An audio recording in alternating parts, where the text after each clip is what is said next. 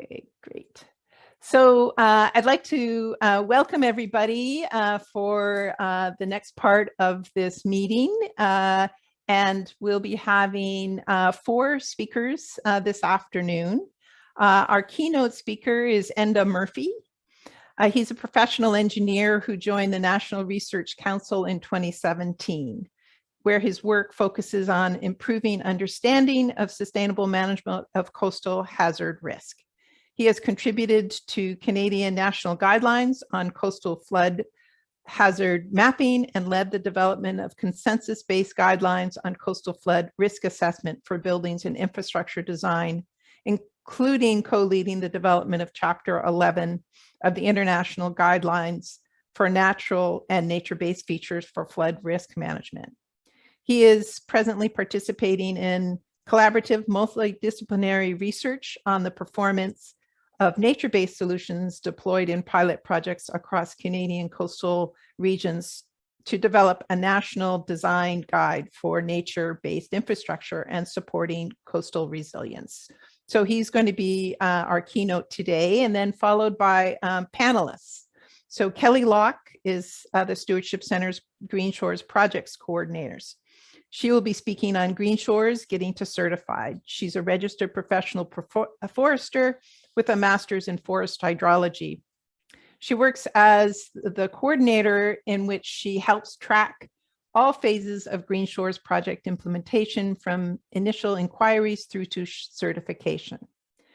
Kelly is a Green Shores approved professional, having completed Green Shores trainings levels 1, 2, and 3, and she's also a Green Shores for Homes verifier, a member of the Green Shores Local Government Working Group, and has expertise in Green Shores policies and regulatory tools for local government. Kelly will be followed by Alana Mullaly, who's General Manager, Planning and Development Services, Comox Valley Regional District. And she will be sharing on how the CVRD is integrating Green Shores into the Comox Valley Regional District policy and practice. As General Manager of Planning and Development Services with CVRD, Alana is responsible for the planning, development, transit, sustainability, building, and bylaw services for the organization. She's a member of the Green Shores Local Government Working Group, which assists local governments with the implementation of nature-based Green Shore solutions in their communities. Finally, we have Paul de Grief, who is a practicing landscape architect based in Victoria. He specializes in site planning, ecosystem restoration, and systems-based design. Paul has had the pleasure of collaborating with multidisciplinary planning and design teams to achieve award-winning projects, including parks, urban developments, and master plan projects. He speaks regularly at conferences and teaches courses as an adjunct at UBC in the urban forestry and architecture, landscape architecture programs, and University of Victoria in the restoration of natural systems programs. He will be presenting on applying Green Shores in professional practice project examples. So welcome to all our speakers, and Enda will start us off. And just a note in terms of the way we'll work this is that we will have Q&A at the very end of all of the speakers. You can type your questions in to any of the speakers' function, and I will moderate those at the very end. So let's hear from Enda. Thank you, DJ.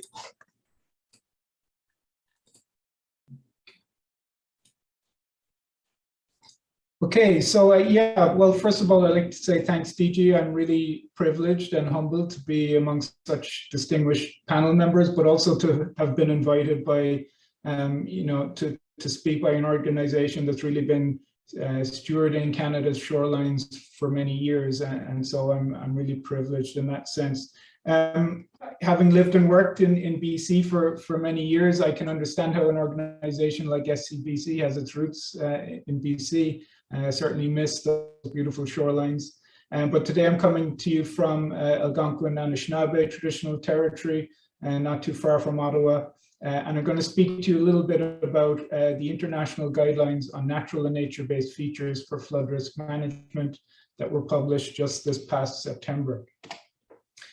So for those of you that perhaps don't know who the National Research Council are, we're Canada's largest federal research and technology organization with supporting federal mandates, policy mandates, with about a 100-year history, $1 billion budget, and about 3,700 employees. I work with the Ocean, Coastal and River Engineering Research Centre, which is essentially about 100 people split between 2 locations, so St. John's in Newfoundland and Ottawa. A large portion of our research revolves around application of fairly large and I would say world-class experimental physical modeling facilities, such as the ones you see in this slide. But the topic of my talk today is again these international guidelines, which were initiated and led by the US Army Corps of Engineers through their Engineering with Nature program.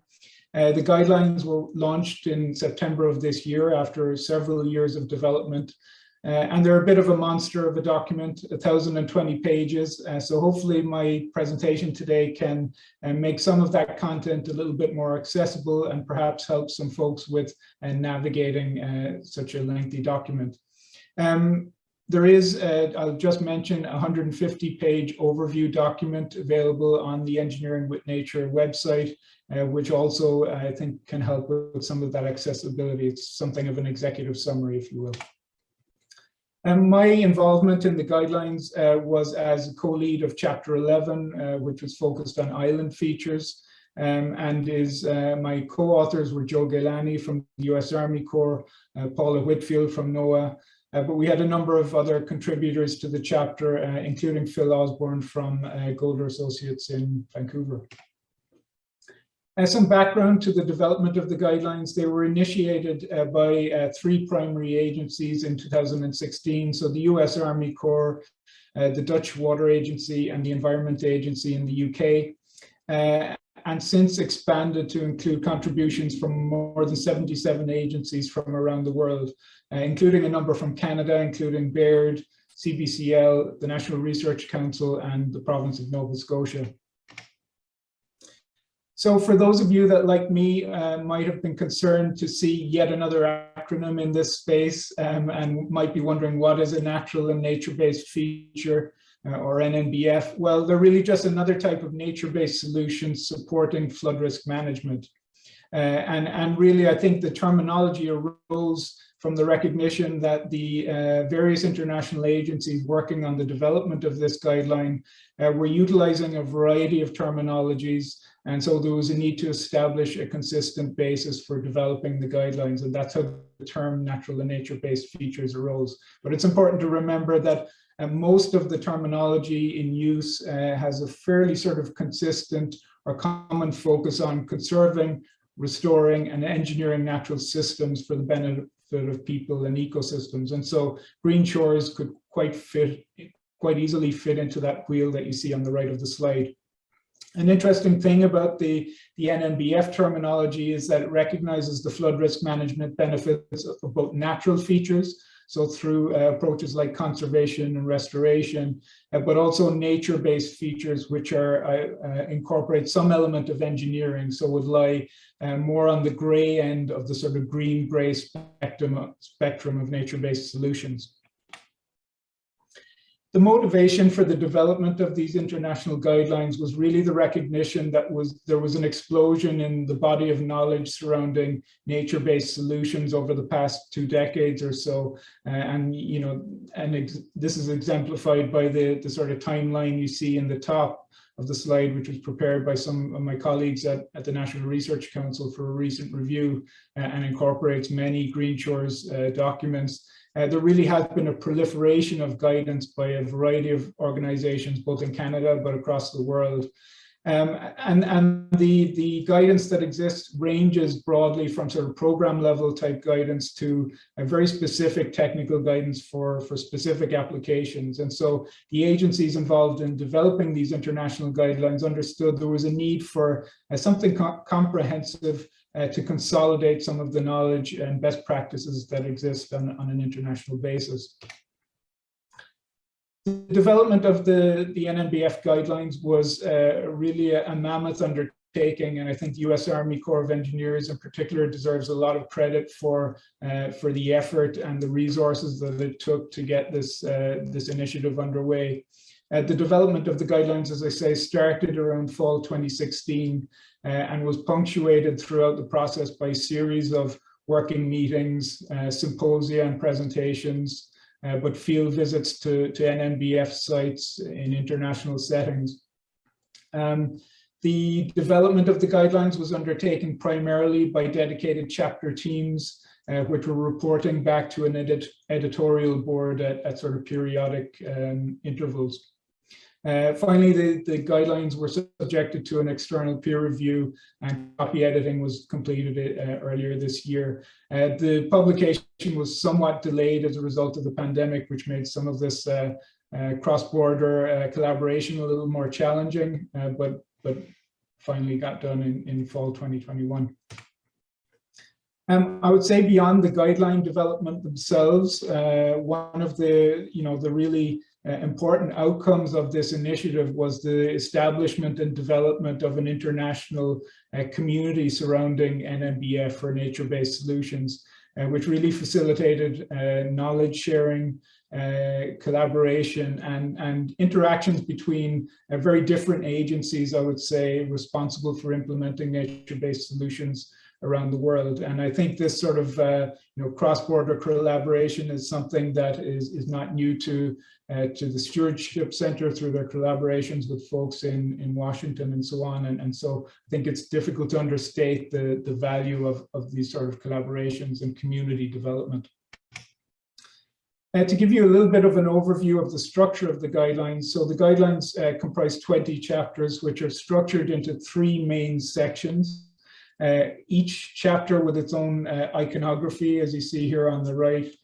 The first 7 chapters deal with overarching themes and some of the key principles, frameworks, and processes surrounding NNBF implementation. The second section, chapters 8 to 14, deals with coastal NNBF, and within that are included estuarine applications. And the third section comprises chapters 15 to 19, which addresses NNBF in riverine settings.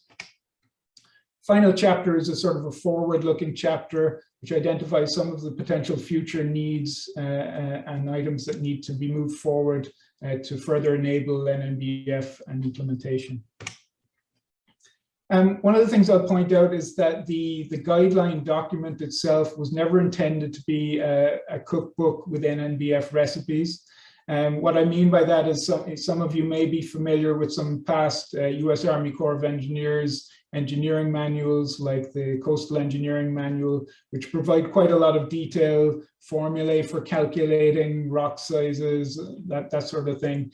The NNBF guidelines were never intended to be so prescriptive or go into so much detail with the analysis, and really were intended to play a sort of an informing and guiding role for implementation of natural and nature-based solutions for flood risk management applications.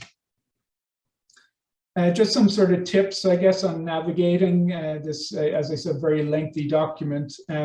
I'll say that each section, so each of those 3 major sections that I mentioned, has its own introductory chapter. So if you peruse that introductory chapter, it'll give you a feel for what's contained within the remainder of that section.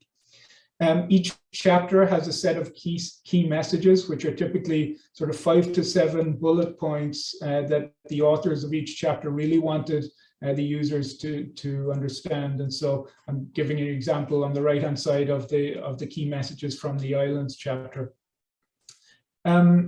All of the feature chapters, by which I mean chapters dealing with things like islands, reefs, beaches, and dunes, all have a broadly similar structure, which I think should allow for some ease in navigating through the document. They're not identical, I guess, in terms of structure, but most of them cover the sort of list of topics that you see listed on the slide here on the left. There are a set of 10-minute recorded presentations for each chapter on the Engineering with Nature website. So again, if you don't have time to read each chapter in its entirety, that 10-minute video presentation gives you a good feel for what's contained, presented by a co-lead of each chapter, and identifies some of the key messages, but also some of the important highlights from case studies and other findings that was obtained through the research for this project. Case studies are dispersed throughout the document and are really used to illustrate sort of key messages and points identified within the guidance. So just delving a little deeper into chapters 1 to 7. So these are the chapters that really deal with overarching themes related to NNBF. I would say if you're going to read one section of the guidelines only, this is the one to read. And if you can only read a couple of chapters in that, I would say chapters 2 and 4 are probably some of the key chapters that really detail the perhaps most important underlying principle surrounding NNBF implementation, and that is whole systems approaches. And so really, as you can see in the image on the right, really documenting how the interconnectivity between components of a system are really crucial in determining how a system will respond and perform. And so understanding those system interconnectivities is really vital to effective implementation of NNBF and nature-based solutions in general. Chapters 8 to 14, as I said, deal with coastal features. I've just pulled out a couple of highlight images and graphics from a few of the chapters here, just to give you a flavor for what's contained in these chapters. The image on the top right is from the Beaches and Dunes chapter, chapter 9, and really is intended to illustrate the sort of balancing act that is required when considering nature-based solutions in beach and dune contexts, to try and balance disturbance and recovery. So the blue line indicates a series of disturbances to a beach and dune system over time. You might think about something like a beach nourishment. And so what you can see is that those disturbances occur at timeframes that are too short to allow for full recovery of the system. And so you get gradual degradation of that system over time, as indicated by the falling blue line. The black line shows a more sustainably designed approach to nourishment, where there's sufficient time between disturbances or nourishments to allow for full recovery and a more sustainable system going forward. And this sort of principle has been sort of supported by a lot of the research that's coming out of the Netherlands on the sand motor, and really points to the need potentially for scaling up interventions to avoid the need for multiple disturbances and degradation over time. The image on the bottom, which shows two panels, is from chapter 11, the islands chapter that I was involved in, and is intended to illustrate the trade-offs that are needed. And this really applies to many of the sort of natural and nature-based features that are covered in the guidelines. The trade-offs in terms of habitat. So the top image, panel A, essentially shows a legacy island remnant, so predominantly subtidal habitat, which incorporates sort of conventional or grey infrastructure on the coast to protect the communities in the leeward side. The bottom panel shows a restored island profile. And as you can see, the restored island profile introduces a much more diverse range of habitats, from subtidal to intertidal to dune and so on. But it's important to understand that that comes with a trade-off in terms of loss of existing subtidal habitat to achieve that approach. So I think these sort of discussions and conversations around trade-offs are something that are going to become even more and more important in the Canadian context in the future. Chapters 15 to 19 deal with riverine settings, fluvial features, which is not my area of expertise, so I'm going to be pretty brief here. But suffice it to say, these chapters cover a lot of the elements that are important in terms of implementing nature-based solutions in riverine settings. So things like watershed scale approaches, flood risk management strategy and principles, and the different types of nature-based features that can provide different services, ecosystem services in a riverine context. Chapter 20, as I said, is a sort of a forward-looking chapter. As you can see, the authors of this chapter had a bit of a penchant for alliteration. So they grouped their recommendations and findings around 3 themes. So the first one, developing and delivering, is really about the business of moving forward with implementing NMBF and nature-based solutions. And so, you know, the authors explain that this really means choosing the right project. So making sure projects are not just implemented for the sake of, delivering NMBS, but are really the right fit and are regionally appropriate and well thought through to make sure they're sustainable. Of course, adopting a systems approach moving forward, but also some needs to enable delivery and development of projects going forward include improving models, improved ability to assess the performance and monitor performance of nature-based solutions projects, and also the need to move forward with improving environmental regulations and management strategies to ensure they enable more sustainable natural shorelines and riverine settings. Communicating and collaborating, of course, is vital to advancing NMBF, whether that means vital community engagement, particularly important in the Canadian context, given our complex governance settings. Better communicating and understanding and perhaps even monetizing the diversity of benefits that result from NMBF projects. Better communicating surrounding uncertainty and how nature-based solutions will respond in a dynamic situation. Importantly, to communicate that it's not necessarily either a natural or nature-based solution or a conventional or gray solution. We need to really utilize the full range of tools that are in our portfolio to tackle flood risk management challenges, to come up with solutions that are strategic and sustainable over time. And the importance of public-private collaboration in achieving those goals. Finally, a call for continued elevating and educating. So really that speaks to enhancing public awareness of nature-based solutions as viable alternatives. Sharing of emerging technical info to ensure practitioners are equipped with the tools that they need. Establishing education programs that would generate the numbers of skilled professionals that we need to engage and to support multidisciplinary projects, but also instilling in organizations a self-awareness and intent to implement these types of solutions in their systems and policies going forward. Just to wrap up by saying that there's a wealth of information on the Engineering with Nature website related to the guidelines, including a series of atlases, podcasts, and so on. I'm going to be particularly self-serving and point to one of the features on the website, which is an archive of nature-based solutions guidance from around the world, which at the top is a recent publication by my colleagues at the NRC, which constitutes a review of nature-based solutions for coastal and riverine and erosion risk, flood and erosion risk management applications in Canadian settings.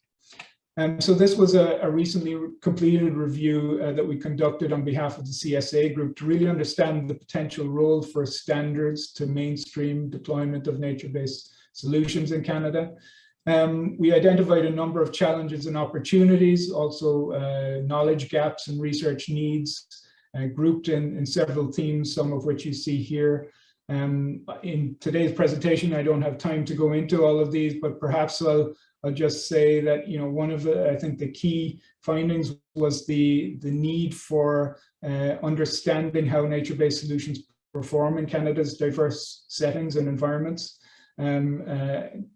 So that solutions can be transferred from region to region, but also the need for inclusivity and collaboration. And I think this speaks specifically to working with Indigenous peoples in Canada to understand how traditional ecological knowledge and the Indigenous worldview can be weaved into the solutions that we develop.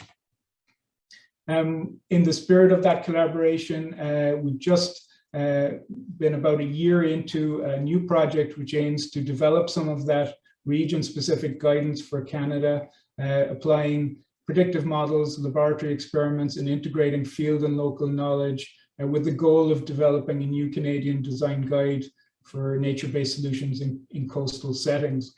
We're in the process of beginning to establish a steering committee for that design guide, and so I'm hopeful that we can tap into some of the, the varied expertise within the membership at SCBC. So I'm going to conclude and wrap up by just, I guess, expressing a few thoughts. Collaboration and inclusivity, I think, have been mentioned a number of times in my presentation. I think that's really key to mainstreaming nature-based solutions, and I think demonstrated by the international guidelines and the value in working across, in this case, international boundaries. But I think it's really encouraging to see the desire to scale green shores out to the Atlantic coast, and the idea to work with other partners to make sure that the guidance that's developed is really evidence-based. The systems approaches that are needed to implement nature-based solutions really require a culture shift, but they're vital to promote long-term thinking, the multidisciplinary teams that are needed to effectively ensure these solutions are sustainable, and partnerships. We need to make sure that these solutions are right for site, appropriate in the diverse regional contexts in Canada, and are supported by robust evidence. To facilitate nature-based solutions, I think we need robust decision-making and options appraisal frameworks. This is challenging within our sort of governance contexts, but we need to, I think, recognize that nature-based solutions are not right in every setting, and need to be applied in conjunction, sometimes with conventional approaches, to achieve the desired benefits. Technical guidance and standards like the NMBF guidelines, but also Green Shores, I think, have a really important role to play in mainstreaming nature-based solutions, providing that educational basis to advance nature-based solutions, and really giving decision makers confidence that these solutions can work. But we still need many more demonstration projects, and we need standardized monitoring data that can give confidence to decision makers that these types of solutions are sustainable, they do work. That's my presentation today. I thank you for your attention. I apologize, I think I've run slightly over, but I just want to finish by saying that, the international guidelines that I've given a very brief overview to here, but also the work that's ongoing in Canada, is really the product of collaborations with a variety of community partners, research scientists, and experts from around the world, some of which are shown here in the slide. So thank you. Thank you so much, Enda. So interesting, and you managed to put a lot of information in a very short time. So folks, if you have questions for Enda or comments, you can type them into the chat. And Enda, if you could stop sharing your screen, we'll get our next speaker up, which is Kelly Loch. And Kelly, if you'd like to share your screen, please.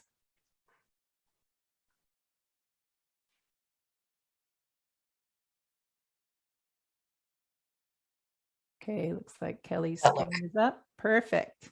And Good. Are you going to turn your video on there, Kelly? No, I'm just going to leave it off for my presentation. Okay, perfect. Yeah. So good afternoon, everyone. And thanks, Enda. That was a very interesting presentation. As DG mentioned, I'm the Green Shores Projects Coordinator with the Stewardship Centre, and I come to you from the traditional territory of the Cowichan in Cobble Hill on Vancouver Island. And I'd like to thank you for this opportunity to describe what Green Shores certification encompasses, why it is important, and how to get shoreline projects through to Green Shores certified. What is Green Shores certification? Well, Green Shores is the framework, as many of us know, for designing and applying nature-based approaches to shoreline management. So certification is a successful application of this framework to achieve best practices for the shoreline. It's based on 2 credit rating systems, Green Shores for homes for residential, and Green Shores for shoreline development for the larger scale projects and parks. It's important to know that certification is based on these right from the very beginning. And a submittal is put together demonstrating which points and credits we feel are applicable. Initiation starts with enrolling the project, and this can be done with an online enrollment form on the SCBC website. It's sent to us. I take a look at it to see that it meets the basic requirements, and we hopefully get the project moving forward. The guiding principles underlying everything are the 4 of green shores, which are to preserve the integrity or connectivity of shoreline processes, maintain or enhance habitat diversity and function, minimize and reduce pollutants to the shoreline environment, reduce and even hopefully reverse cumulative impacts to shoreline systems. It's just showing it before green shore certification and after green shore certification. So kind of the final step in achieving certification is to have the third-party verification. And this involves having a third-party verifier look at the submittal and compare outcomes to what was initially proposed. And in this case, the credit 1.3 was proposed, which is removal of bulkhead, and we can indeed see that the seawall was removed.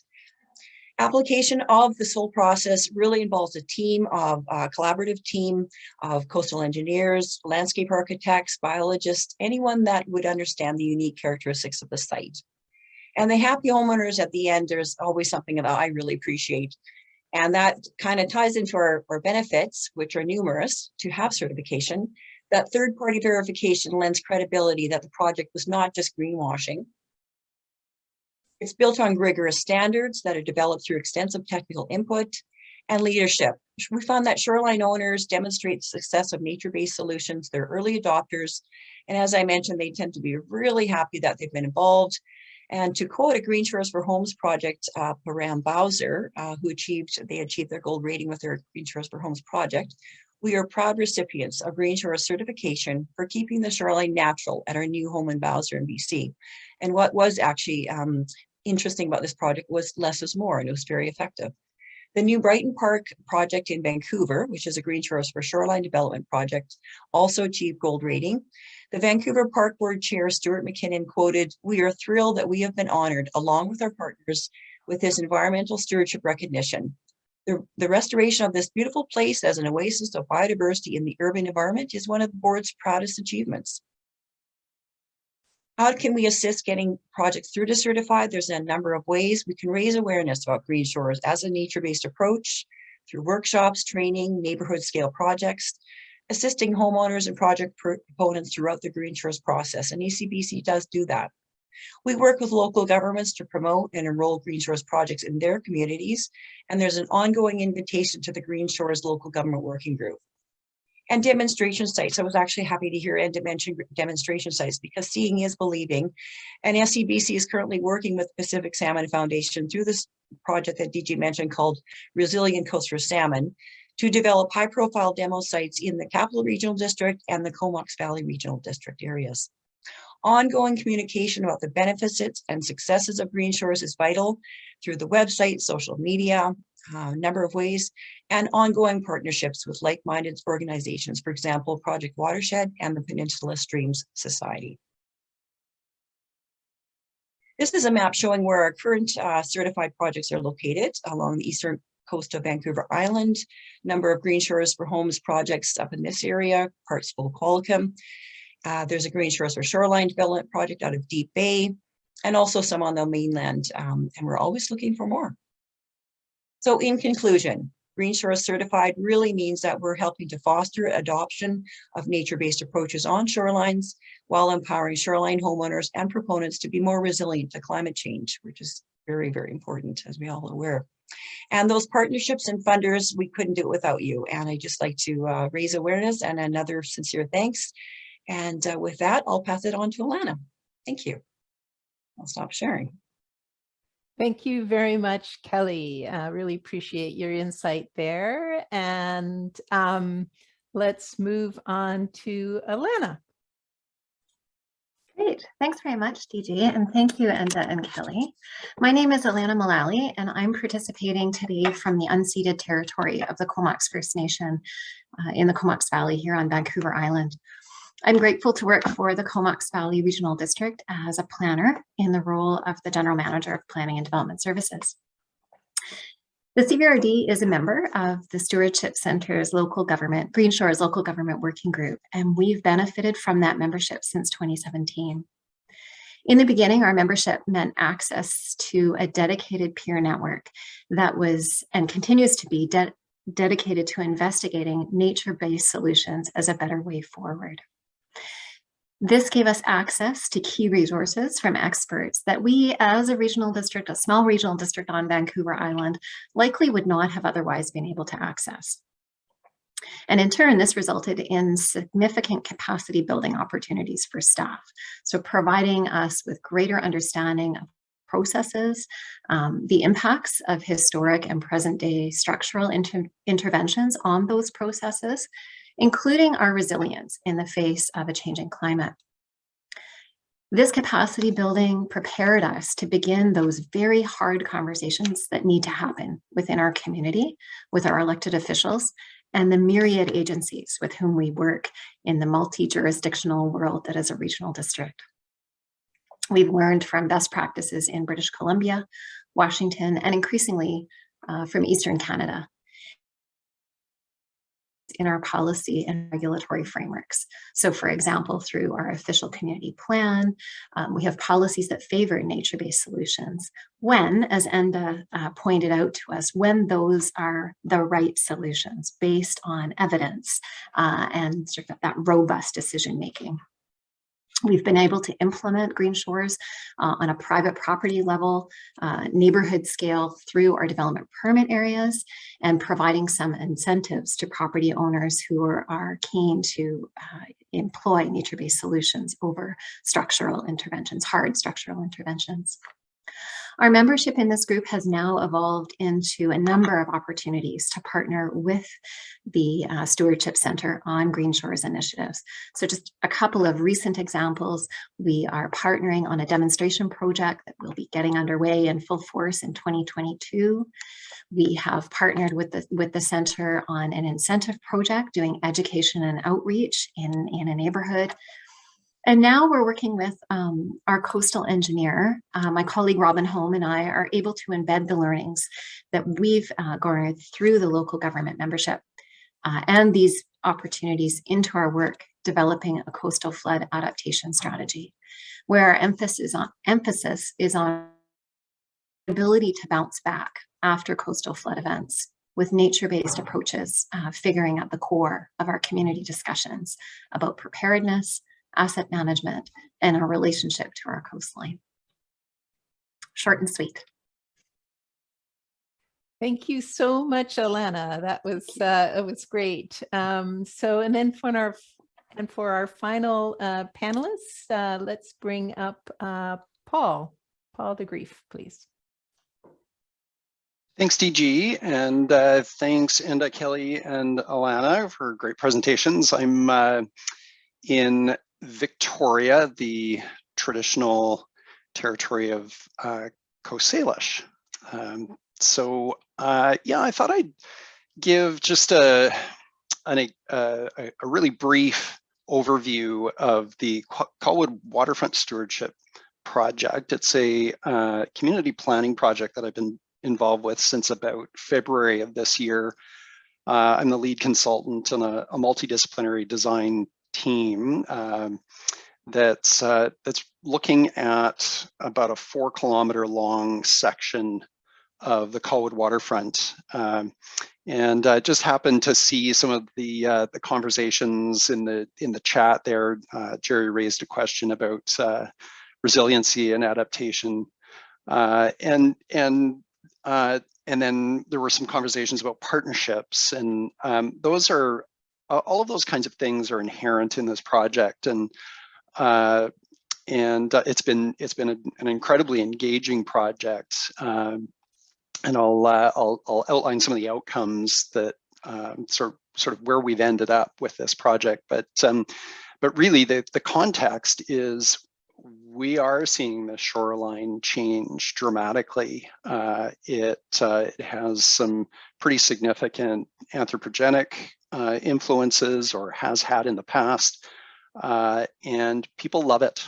They want to be down here. We're seeing huge increases in usership.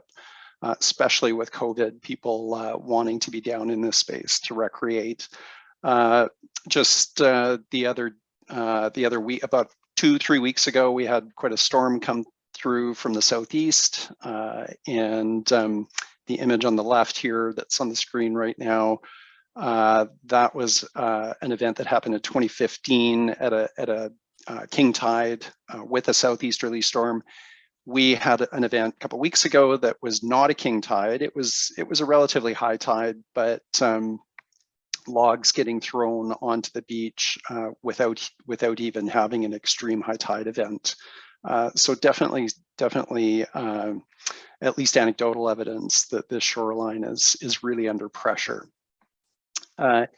So what Green Shores has done is it's given, it's actually enshrined in the official community plan for Colwood that Colwood, as it plans its waterfront, will actually pursue Green Shore certification. So it's facilitated, I think, a much more informed conversation about the systems that are operating on the shoreline, the sediment transport system, and I should have mentioned it's quite a unique shoreline system. This diagram really just shows what we expect or what we estimate would have been the traditional function of the shoreline, with feeder bluffs and a northward movement, predominantly northward movement of sediment to a spit, classic kind of feeder bluff with depositional feature system. But this shoreline is unique in the sense that for the past 100 years or so, a gravel pit has been contributing huge amounts of sediment to the shoreline and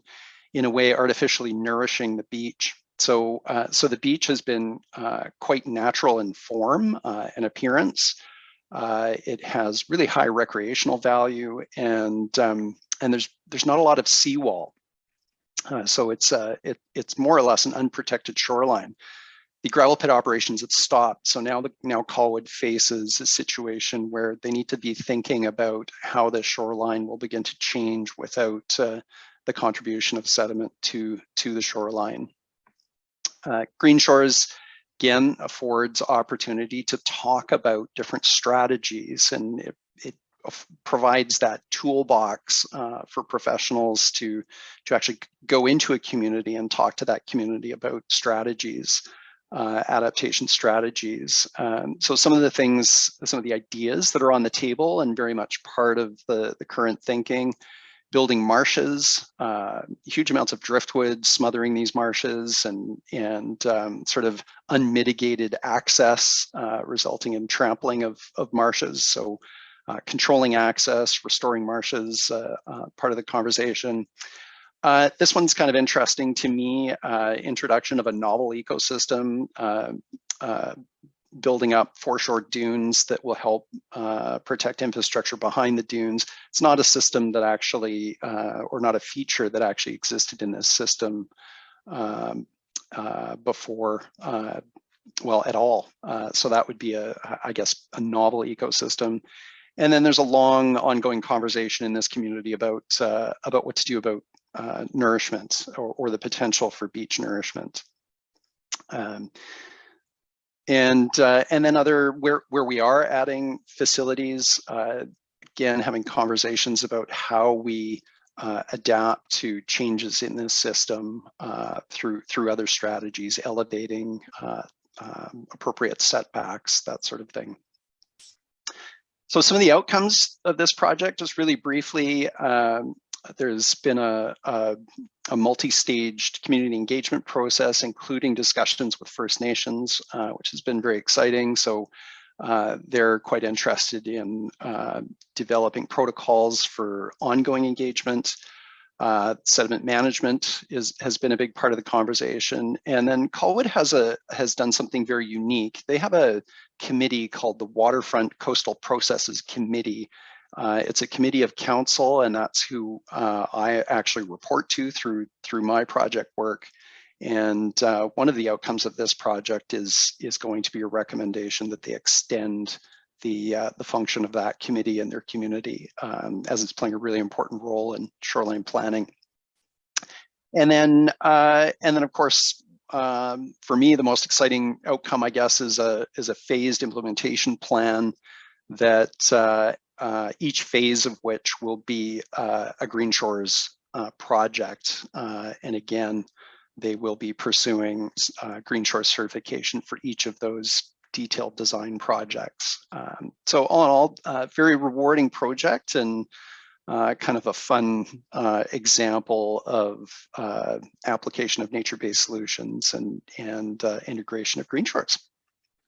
So thanks very much. Great, thanks very much, Paul. Really appreciate the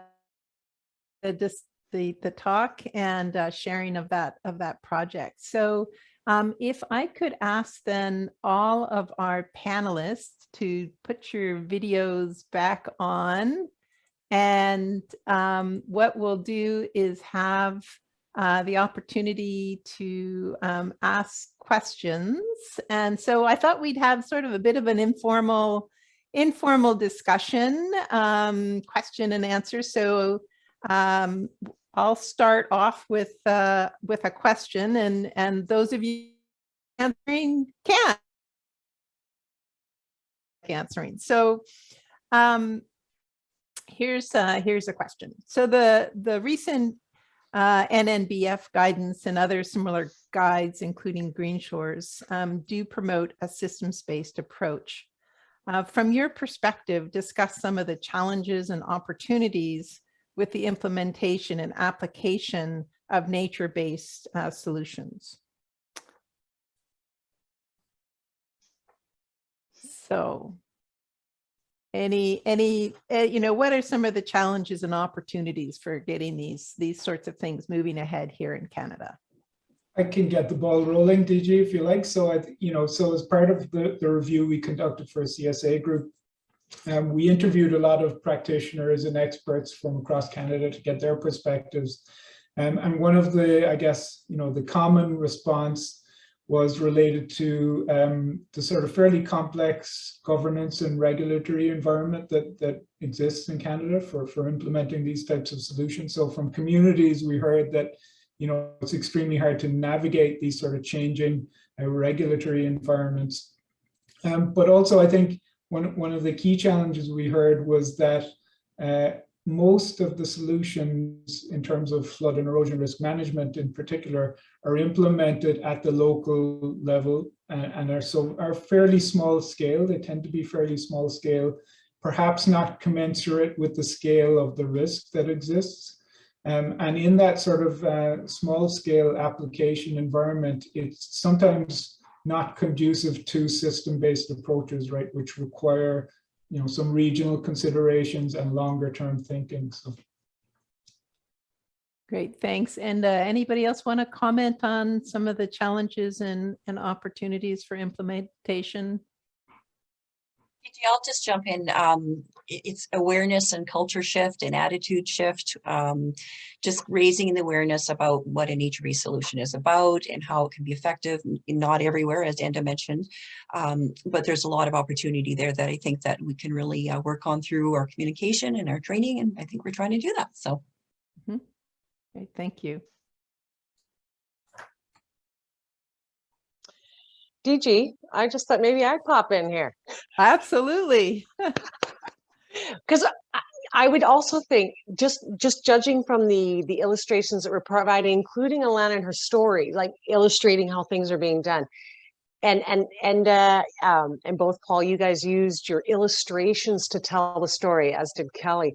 Don't you? I find that you get better uptake. It becomes a priority for others if you can tell the story through photos, through case studies, because one, people go, oh, that's what we're talking about. I'd love to do that. I didn't know that's what we were talking about. But until they see it, they don't. There's no shared understanding. So in terms of prioritizing, it's telling the stories, which I thought was done really lovely today. Cash.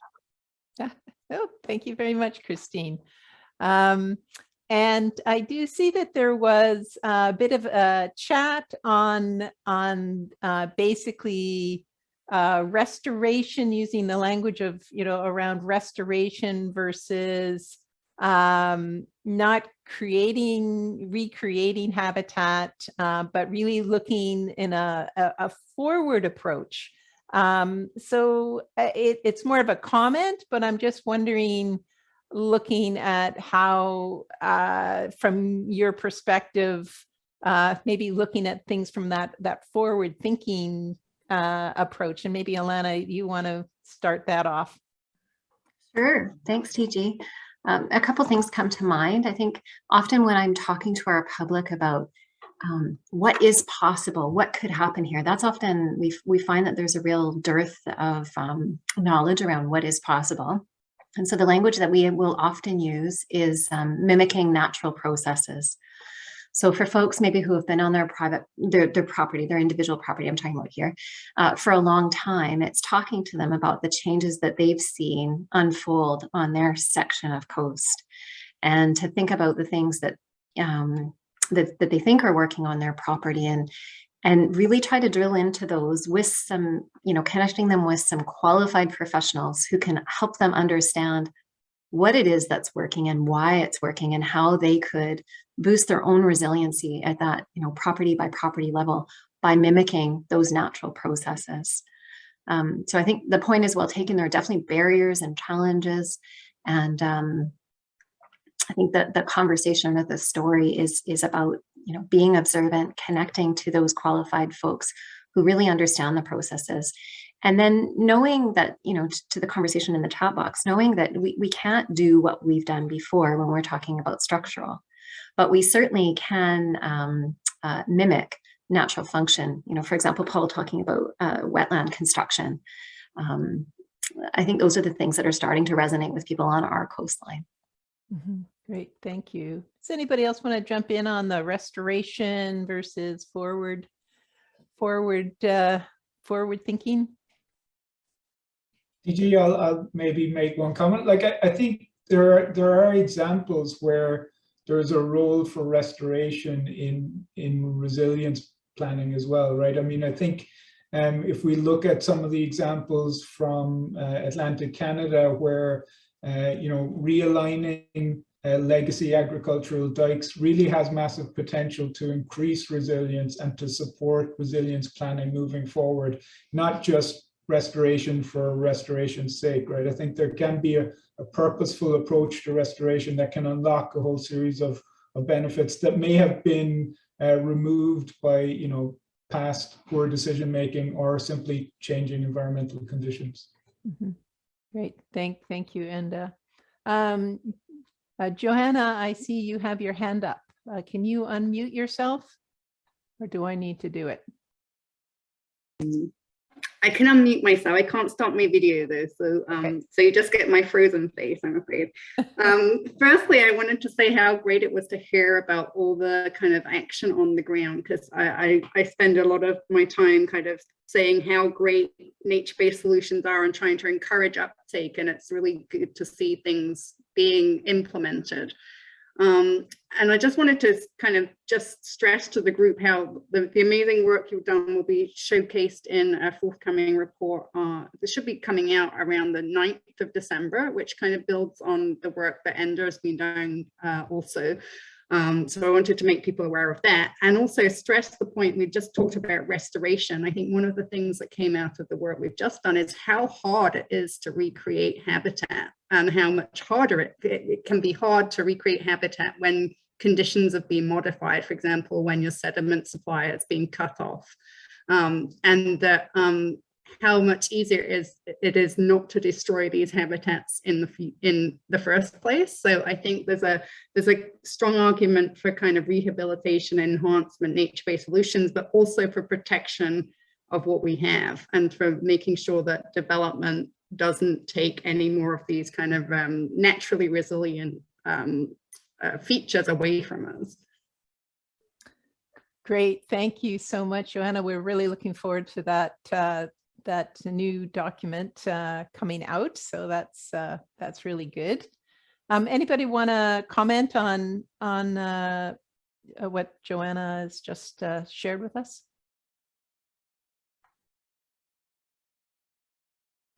Kelly. And Joanna, I was just wondering if you want to speak to that great presentation by the Public Sector Asset Board and just around valuing natural assets, because I think that's a really key piece to all of this as well.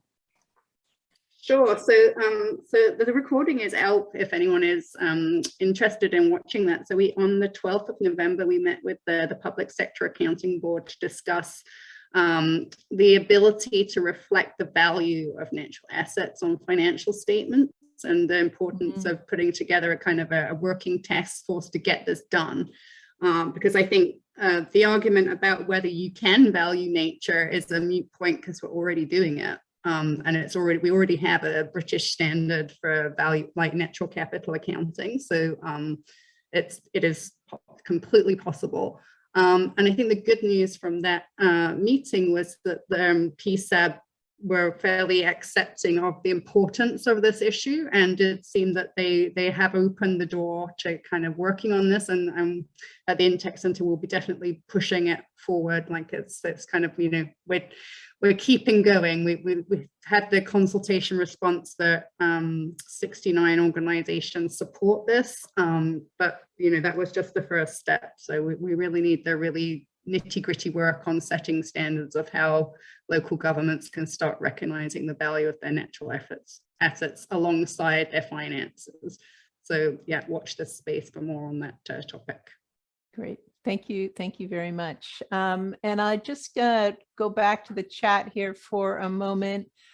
Just note to everybody that Enda has kindly put the link to the guidelines page in the chat. So if you go to that link and click on each chapter, it'll take you to those 10-minute presentations. I know I, for one, will be really looking forward to diving into that because that's a big document, and be really thankful for those 10-minute presentations.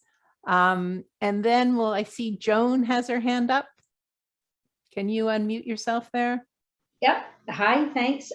Just my thoughts in between the chat box and some of these excellent presentations we've had is it not so much that we're trying to restore the feature to what it had been before, and now our climate is changing. There's some projections, but we can never predict exactly what's going to happen or when.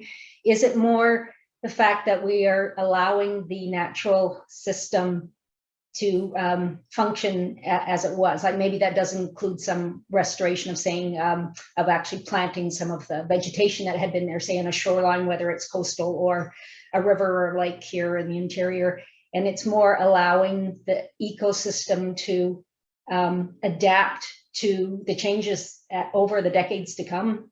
And and question, I like that about Enda, it's the and question, and while also reducing the risks to our built environment. So it's just a thought that occurred to me that, we kind of get out of the way and let nature do it, adapt as it will, and still provide that reduction of risk and even some protection to those of us who live within all these systems. Thanks. Thanks, Joan. Enda? Yeah, just to respond to that, Joan, I think that's a very good point. And then, I think, again, part of the it's about restoring the natural system processes and the capacity of natural systems to adapt. But there are certain circumstances where, that just may not be feasible, right? So, for example, in Atlantic Canada, we have barrier island systems, significant rates of relative sea level rise, right? The idea of restoring those legacy island systems just may not be feasible because of the required volume of material and the disturbances that would result, that would not allow for recovery of that system in time for the resilience benefits to be realized. So that's, again, really about this whole system-based approach where you're thinking not just in terms of the spatial system, but also the dynamics of the system over time, right? And how, trying to anticipate how things are going to change over time and what sort of adaptation might be needed. I think that's key to nature-based solutions. Great, thanks. And there's another question for you actually in the chat. And it's kind of long, but I will just sort of summarize about the idea here in BC about the Fraser and the estuary, and that to adapt to climate change, sea level rise, bring back environmental services, rather than building up dikes, we need to consider retreating to allow flooding of historic floodplains and developing a sediment budget that beneficially reuses dredged materials, such as creating dune mounds and or islands on the outer estuary. And then he asks, and this is from Derek, what expert support can the NRC provide to a management committee if formed for the lower Fraser and estuary? Maybe we need to get you back out here. So any comments on that, Enda? Well, I'd love to get back out there. That'd be great. Yeah, it's difficult for a landlocked coastal engineer in Ottawa, I'll admit. Yeah, good points, Derek. And yeah, I think, if there's interest and a need, the NRC is always willing to lend support and support these types of projects. I think, it's encouraging to see the province developing a flood resilience strategy for BC that's sort of beginning to emerge, and seems like it's going to embrace these sort of, system-based processes. Of course, when you have the sorts of events that you're seeing in the Lower Mainland at the moment, right, that sort of strategy development almost takes a back seat because you're dealing with sort of emergency response. But I think it reinforces the need to move forward with those sort of strategic approaches that can guide that sort of decision making, right? Retreat is not an easy conversation, but in some cases it may be necessary. I know there are now emerging examples of communities that are considering retreat in Canada, and some that have even implemented them.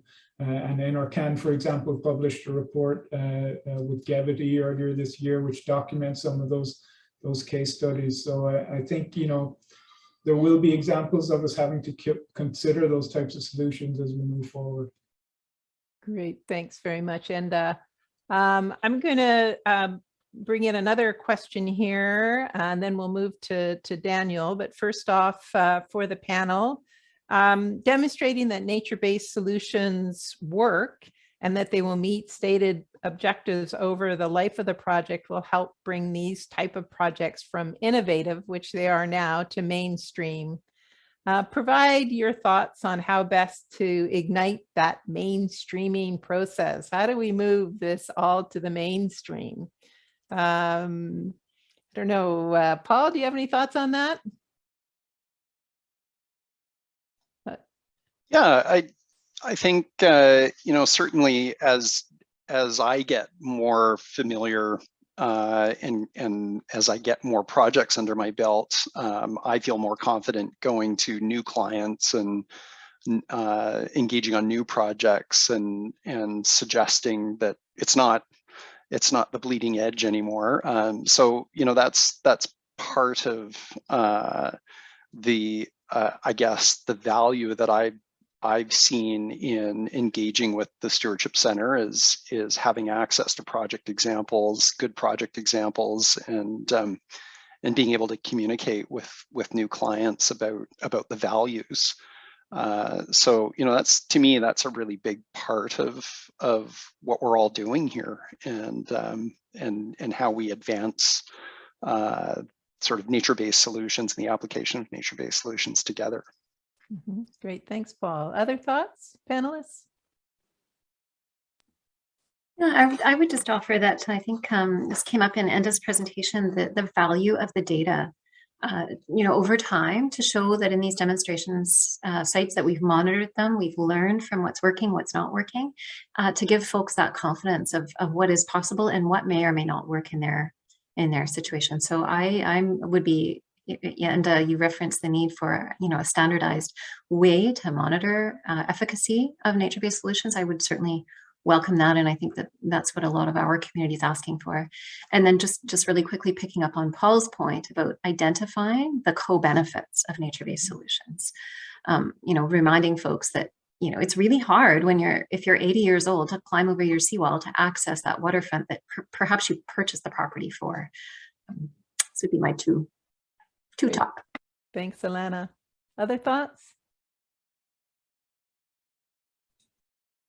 I feel like I'm monopolizing the conversation here, DG, but I'll maybe just say, you know, I think another thing that's really, we need to understand, right, is that nature-based solutions have been around for decades, right? You just under sort of various guises, and of course, knowledge is improving and we're gaining knowledge as we go. But a lot of the, I think, discomfort that still exists amongst decision makers in particular with nature-based solutions is the sort of perception that they are uncertain in, you know, in dynamic situations, and that they are dynamic and therefore they're less reliable or less resilient. And I think, you know, there was a really nice white paper that produced by folks in the Netherlands, I think earlier this calendar year, which really tackled that head on and spoke about, look, you know, nature-based solutions really are something that can help with adaptability and have more potential to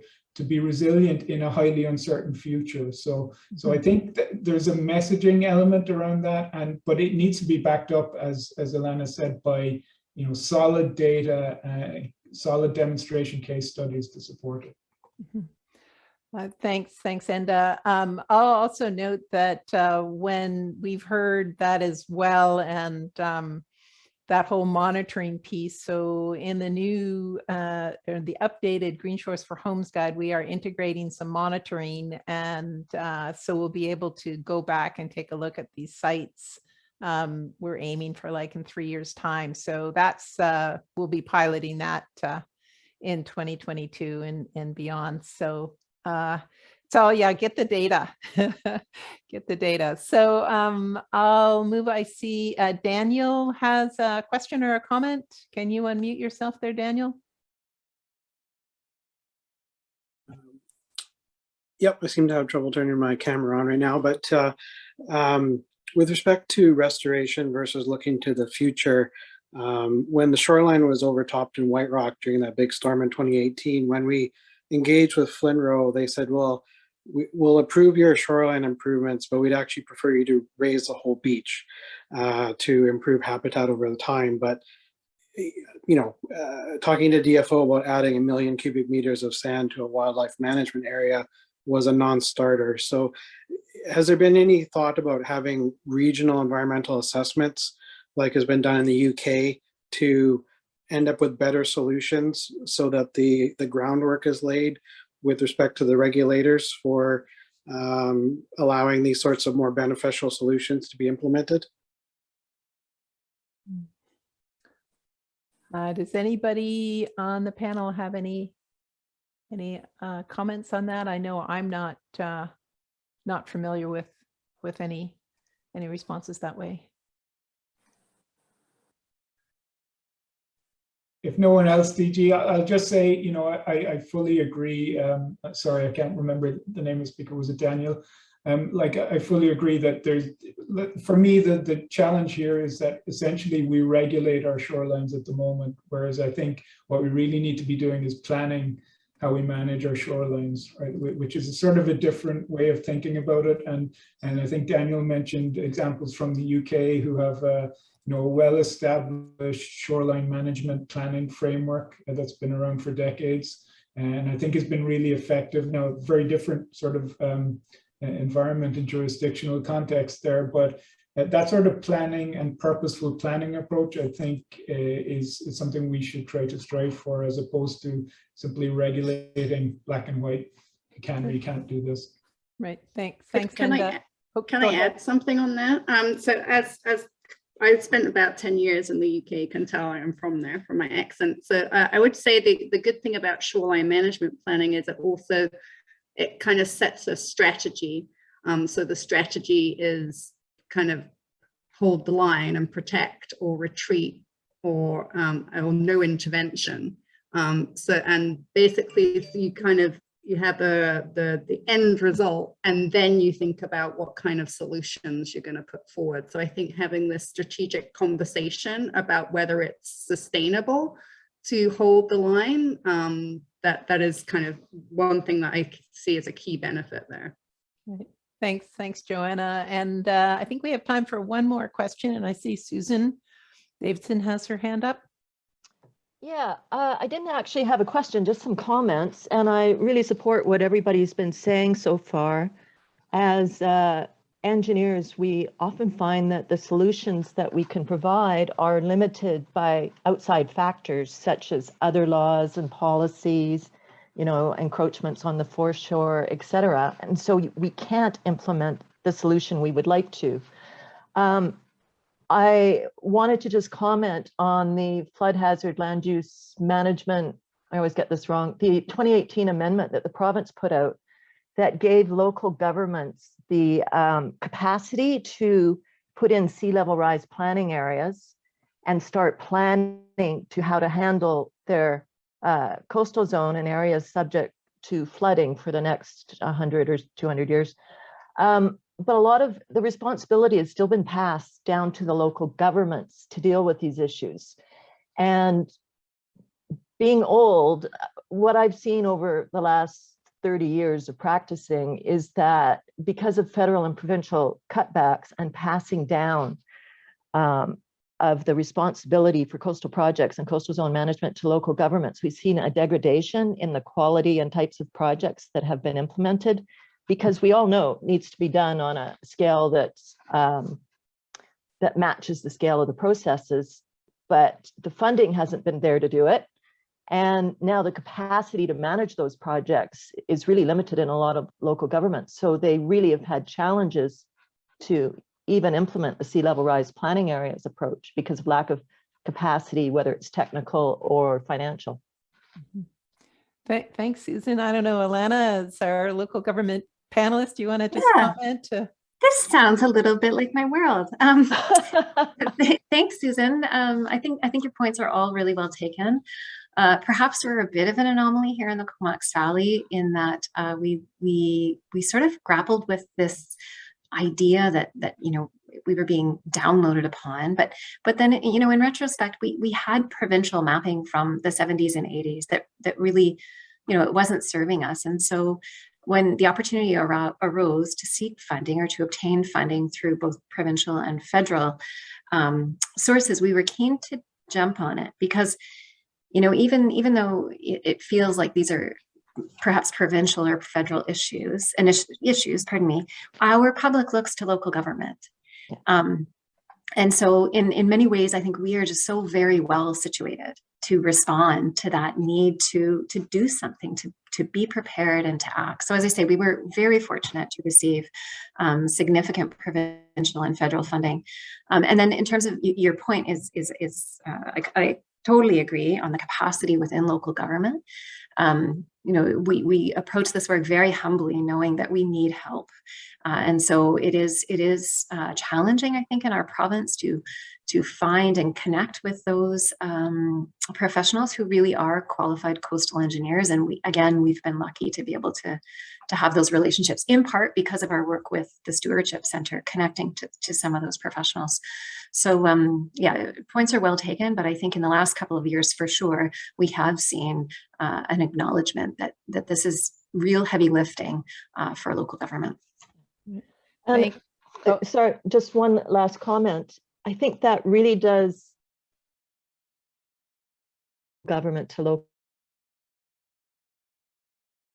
lower mainland. I mean, even in metro differences between municipalities, and some of the sensitivities are around land value of properties that would be within that shoreline planning area if it was created. Great, thanks very much, Susan. Okay. I am aware of the time, and I want to have a huge round of applause for virtual round of applause for all our speakers today. And I think Christine, you're going to wrap up, and Anna, if you can just have that last slide there. Wonderful. Yes, thank you. That was amazing. Talk about a treasure chest of learning. That was awesome. So as you can see, a big shout out. This is the time when we say thank you to our funders and partners, because without them, None of this work would be possible